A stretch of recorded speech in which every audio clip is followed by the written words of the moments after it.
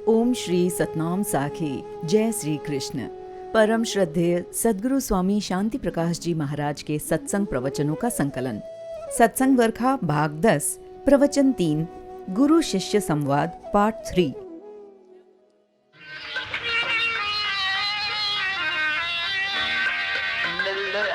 भक्ति करके हर भक्ति करके रघुनंदन दया करे गए रघुनंदन दया करे गए।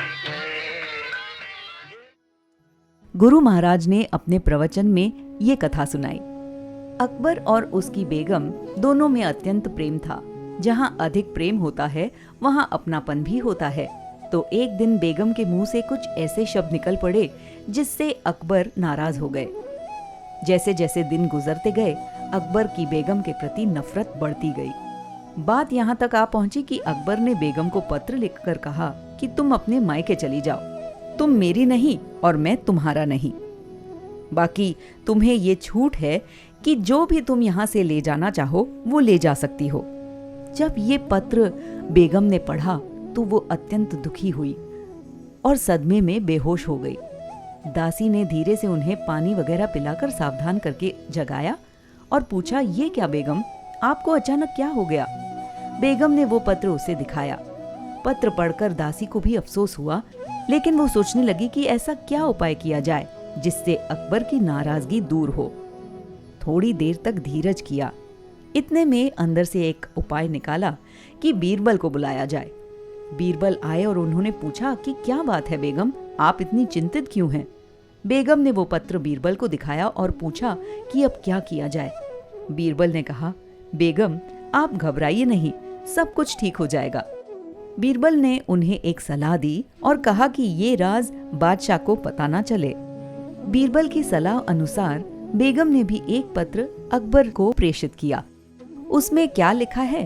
हे जहां पना, हे अन्नदाता, मेरे मालिक, आपने मुझे तलाक दिया। यद्यपि मुझे ये पसंद नहीं है, ये मेरे लिए मौत से भी बढ़कर है, परंतु आपका हुक्म भी टाल नहीं सकती। मेरी भी एक आखिरी प्रार्थना है कि आप मेरे से एक बार जरूर मिलें।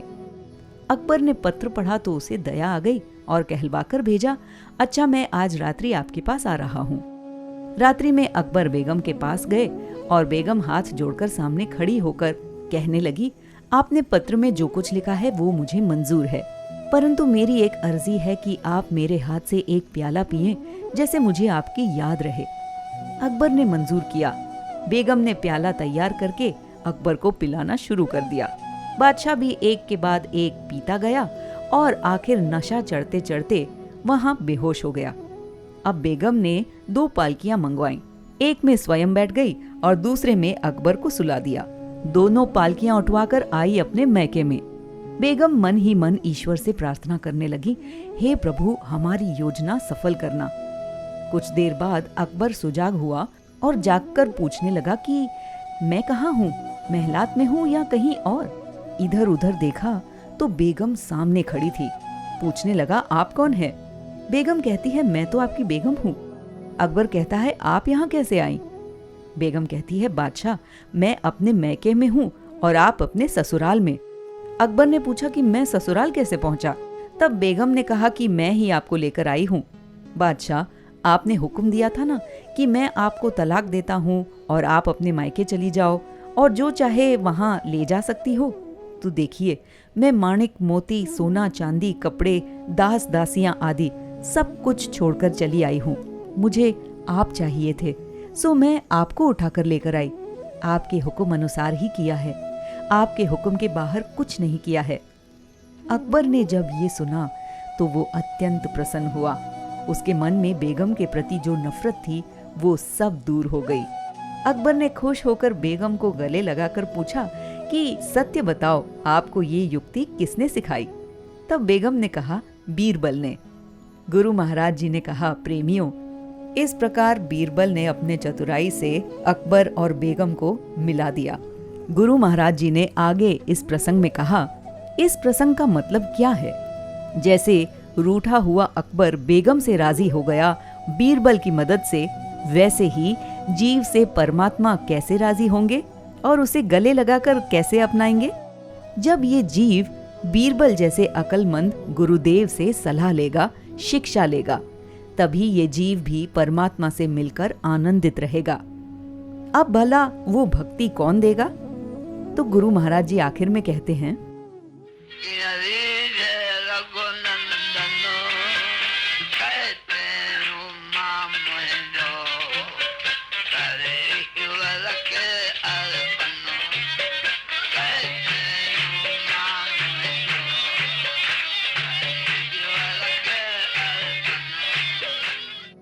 तो गुरु महाराज जी ने जिज्ञासुओं से कहा, भाई जिस पर ईश्वर की कृपा होती है वो ही भगवान की भक्ति व सेवा कर सकता है।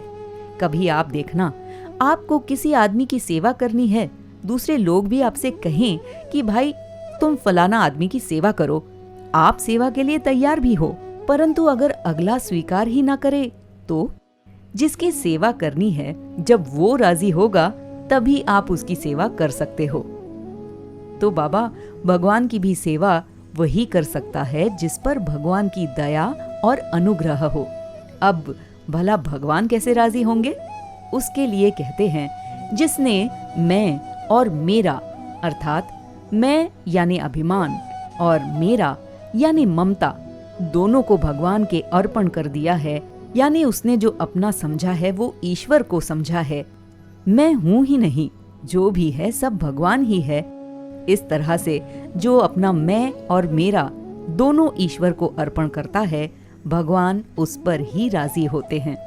पर ये होगा गुरु की कृपा से। गुरु ये ही सिखाते हैं, तू अपना मैं पना और मेरा पना निकालकर ईश्वर के चरणों में रख दे, फिर भगवान के मिलने में, भगवान के राजी होने में कुछ भी देर नहीं है। देर तो तेरे देने में है। पांव छूने के लिए जब झुकोगे तो पीठ अपने आप ठप जाएगी, परंतु जब तक तुम झुकोगे नहीं, पीठ कैसे ठपेगी? अतः तुम्हारी नीचे झुकने की देरी है, बाकी पीठ ठपने में कोई देरी है ही नहीं। इसलिए नम्रता पूर्वक पहले गुरुदेव संतों को राजी करो।